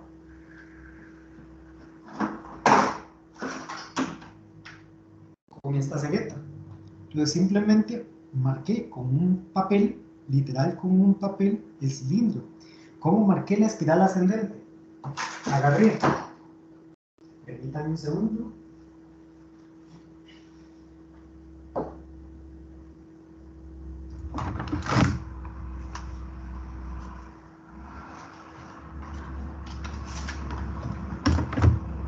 Una hoja de papel como esta, la doblé formando un triángulo.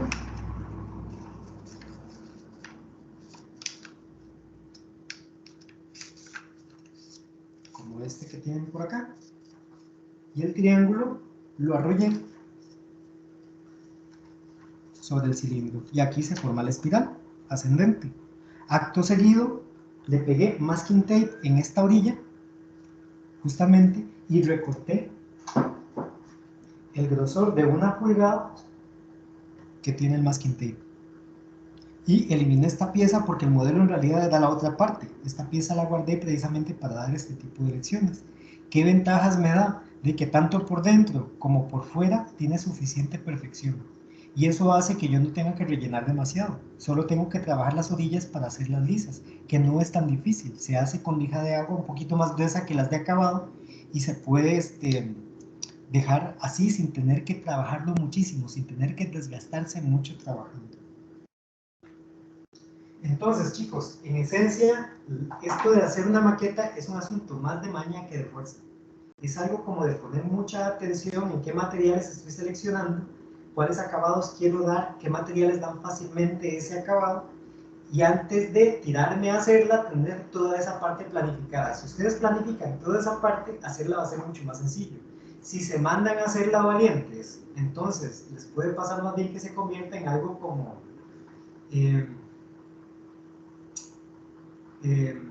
como una serie de eventos desafortunados. Perdón, Robles Wilson, es que estoy sin lentes y me vibran las letras.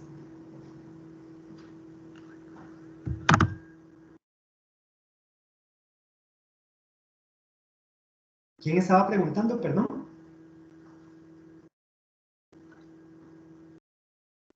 Yo, profe. Dale, ¿qué te puedo ayudar? Sé eso de que queda una gotita, ¿qué podemos hacer? Dejarla secar. Ok, ve, uno entra en desesperación, inmediatamente quiere quitarla con algo. Eso es lo peor que puedes hacer. En ese momento, si goteó, es como, tranquílese, amárrese las manos, vaya y se encierra en el baño, pida que no la dejen salir hasta que se seque. Una vez que se seca, es muy fácil, porque solamente se lija la gotita, hasta que quede lisa la carita, ¿ok? Y después de eso se pasa una capa de gas y listo. Pero si te gotea e inmediatamente intentas quitar la pintura, más bien vas a hacer una chorcha mucho más grande que es más difícil de quitar. Ok, profe, está bien, gracias. Ok, entonces, y de verdad chicos, les digo porque a mí me pasa, a mí me gotea y mi primer impulso es ir a quitar la pintura. Es como, quieto, déjela secar. Va a durar secando mucho, sí yo sé, pero voy a durar más remendando la torta. Por tanto, hay que dejarla secar. Y se los digo porque una vez hice un móvil con esferas pintadas de plateado precisamente para que parecieran balines y 3 de esas esferas, 3 de 6, me gotearon, las 3 las intenté arreglar y duré más o menos 4 horas arreglándolas. Cuando de principio si las hubiera dejado secar hubiera sido tan fácil como simplemente quitar la gotita en lugar de quitar toda la chorcha que yo hice intentando limpiar la gotita. ¿Sí? Y se me olvidó decirles un detalle de estas pelotitas. El material del que las hacen es susceptible al cine, entonces no hay que ponerles capas de pintura muy gruesas porque se podrían derretir o deformar. Hay que ponerles capitas delgadas precisamente para no debilitarlas y que no se deformen porque uno quiere que permanezcan perfectamente esféricas. ¿Ok? ¿Alguna otra duda, chicos? Sí, profe, yo tenía una. Decime. Usted ahora dice como que lo dobla como con horno de cocina o algo así. ¿Cómo funciona eso? Es que Ok, nunca he bueno, doblado nada con calor. ok, listo, vean. Bueno, factor número uno, recuerden que el acrílico sí lo tenemos excluido de la paleta de materiales, porque requiere de máquinas especiales para cortarlo, y si intentan cortarlo en casa con, ¿cómo se llama? Con herramientas como cegueta y demás, de lo escribió García Márquez y se llama Crónica de una muerte anunciada. Sin embargo, se dobla en realidad de una manera muy sencilla. Lo que hay que hacer, por ejemplo, si es una tira como las del reloj, que son diámetros, perdón, circunferencias, ¿ok? Entonces lo que se hace es de cortar la tira que se necesita doblar. Una vez que se corta, dentro del horno se ponen dos bases para esta tira, porque no puede tocar la superficie de la bandeja. ¿Ok? Entonces yo necesito colocarla, por ejemplo, en dos tuquitos de madera. Supongamos esto, que es un tuquito de madera, y que este es otro. Entonces tiene que quedar en esta disposición. Se mete al horno y se enciende, ¿ok? A una temperatura no la máxima, sino ligeramente superior a la máxima. Normalmente de unos 250 grados centígrados a 300, por ahí, para no correr el riesgo de que se llene de burbujas el acrílico. Lo que va a suceder es lo siguiente. Una vez que yo prenda el horno, va a empezar a absorber calor el acrílico y se va a reblandecer. Y lo primero que va a pasar es que va a hacer una curvatura de arco hacia arriba, así. Después, cuando ya esté caliente la parte superior y se empiece a calentar la parte inferior del material, va a empezar a ceder y a caer. Y después va a hacer esta otra curvatura. Cuando ya está a punto de tocar la bandeja, este es el momento en que es maleable. Entonces, se puede sacar, y para crear la curva se necesita un molde, se necesita de una matriz. Es decir, yo tuve que crear un cilindro con la forma del reloj para después sacar el acrílico y ponerlo. Entonces, se pone sobre la matriz, ¿ok? Se prensa en los extremos y se deja enfriar.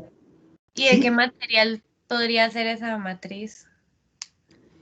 La que yo hice Como fue el molde. de cartón de Ah, caja.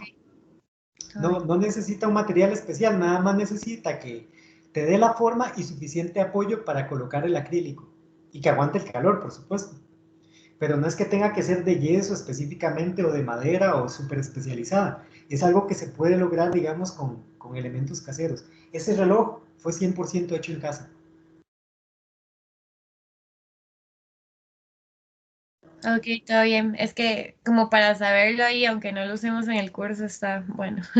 Sí, Porque se claro. había visto como maquetas de otros años que lo hacen así, pero nunca supe cómo se hacía. Ajá. Sí, pueden experimentarlo. Ok, chicos, ¿alguna otra duda con la maqueteada? Yo, profe, la pintura siempre menciona Premiere y muchos compañeros me habían dicho lo mismo. ¿Cuál es? Porque sí sé que esta marca, Harry Set, yo creo, es Sí, Premiere, ver, pero ¿dónde dice? aquí en la etiquetita normalmente dice. Ok, ok. ¿Ves? Aquí está el Gray Premier, que puedes encontrar rojo, puedes encontrar gris, algunas veces hay blanco. Lo normal es que sea gris, como en los carros.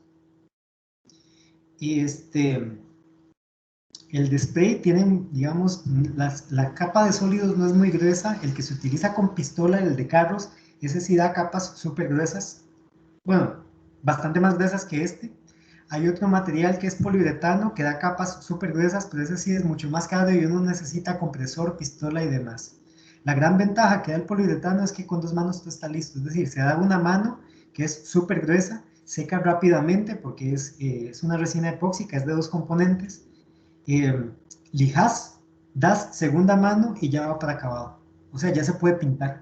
Entonces es muy rápido el proceso respecto de lo que se tiene que hacer con Premiere. Pero uno depende de tener compresor, tener pistola y todo lo demás. Entonces por eso no les he hablado de esa posibilidad.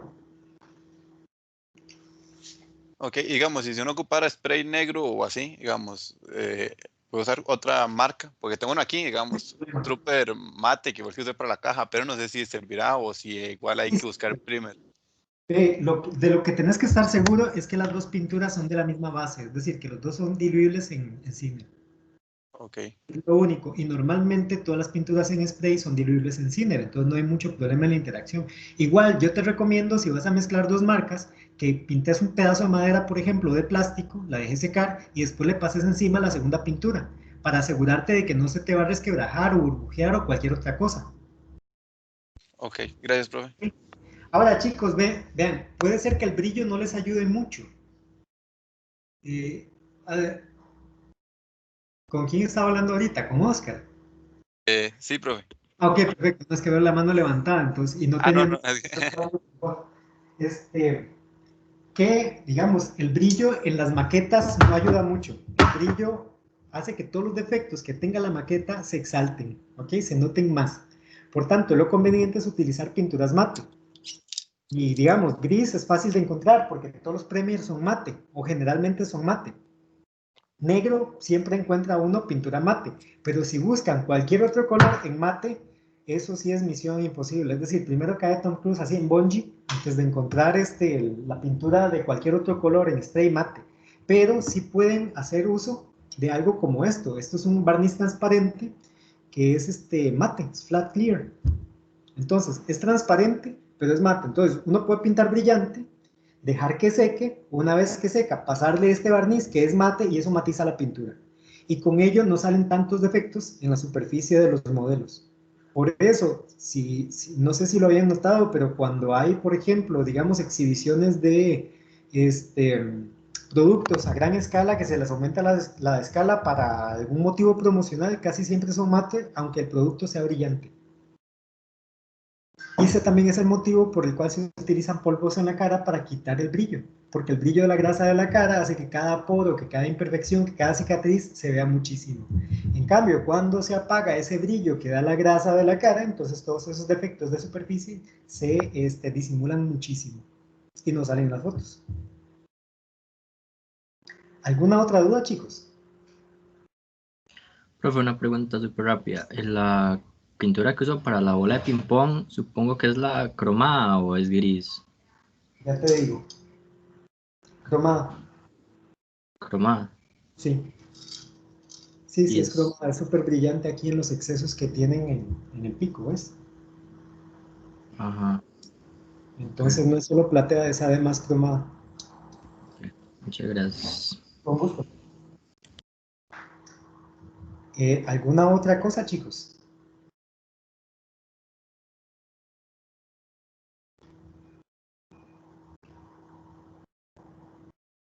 De mi parte, no, profe, todo bien, gracias.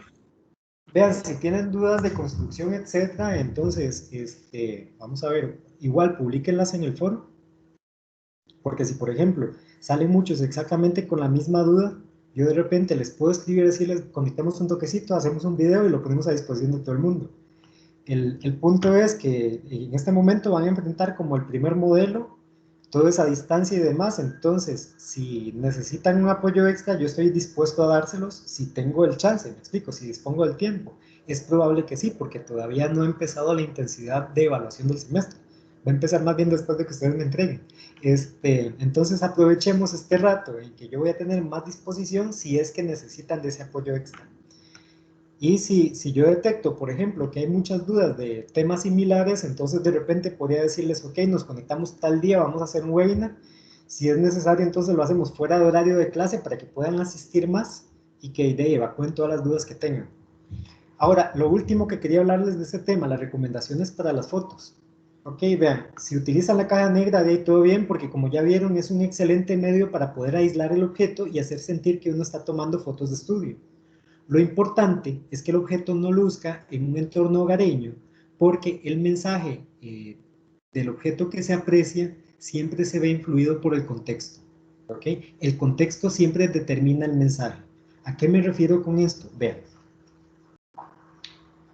Vamos a ver cómo logro esto. Listo. Voy a ver si puedo acercar un poquito.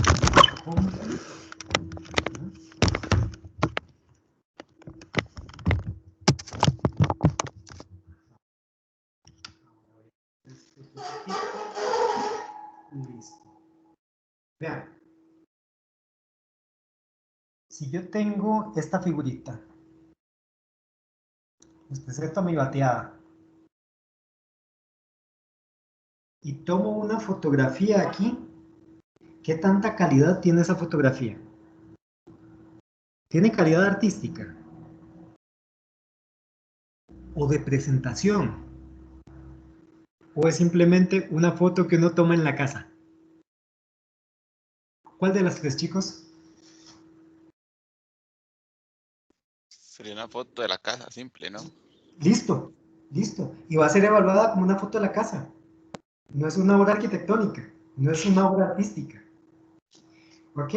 Ahora, ¿qué pasa en este momento? Que no hay nada en el contexto que me diga que se está intentando apreciar la figurita del Lego. Ahora, vean la diferencia que puede hacer que yo utilice un tratamiento como una base.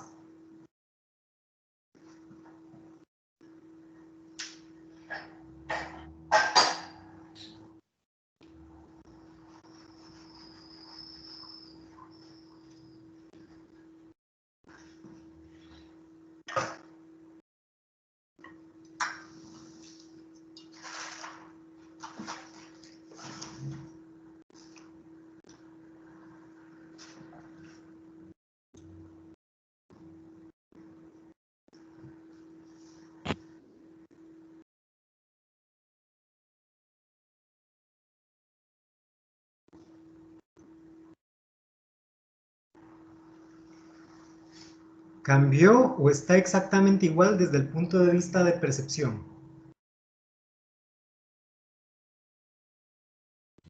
Igual. Igual. Igual. Listo. Ahora, ¿qué se me hizo? Esa está por acá.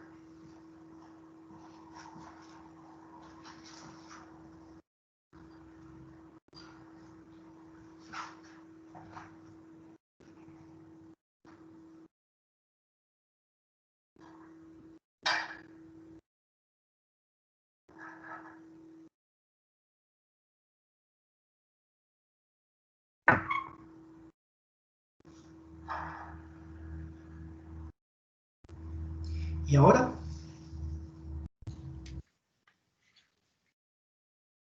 Respecto de la primera vez, Se le puede ver un carácter como más coleccionista. exacto. Vean que el mensaje sí cambió. De hecho, aquí ya hubo un cambio en el mensaje. Porque de aquí a acá sí hay diferencia. Ahora, hay un detalle que sí, digamos, no nos ayuda mucho y es que la cámara no permite ver cosas que yo sí puedo ver en persona. ¿Okay? Ahora,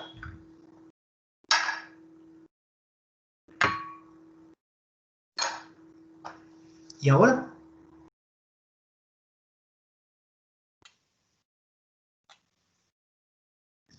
Cambia como la intención, sin embargo, como, digamos, el entorno hace como mucho ruido, entonces no se puede apreciar el, digamos, el objeto.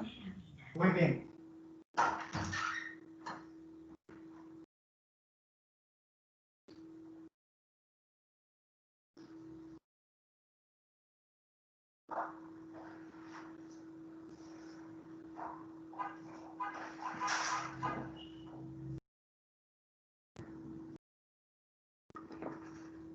¿Y ahora?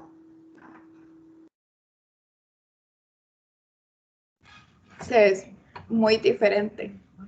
Listo. Ahora, el color no es el adecuado. Sin embargo, el hecho de que esté bloqueando todo lo que hay alrededor cambia el mensaje. ¿Ok?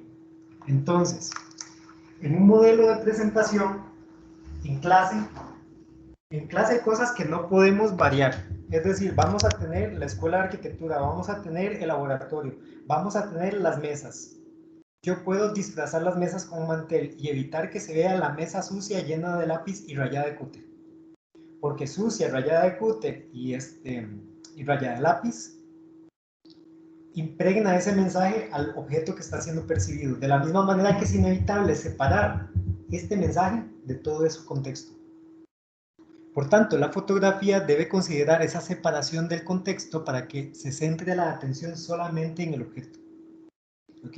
Y la forma de tomar la fotografía también tiene que ayudarles a transmitir el mensaje. Entonces busquen aquellas posiciones de sus modelos que hagan que se luzca más el mensaje de contraste, que es un recurso que no podrían utilizar en la clase porque en la clase el objeto está encima de una mesa y nosotros dando vuelta en él. ¿Ok? Entonces, lo que yo deseo con esta experiencia fotográfica es que aprendan a sacarle provecho al recurso de la fotografía para potenciar el mensaje de contraste. Porque si logran eso, quiere decir que están comprendiendo bien de qué se trata el contraste. ¿Sí me explico, chicos? Sí, todo bien. Perfecto, listo.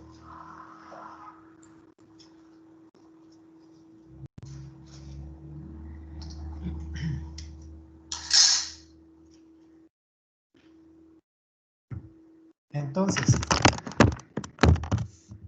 eso es lo que les quería compartir con respecto al desarrollo del modelo y de la maqueta. Son las 10:30.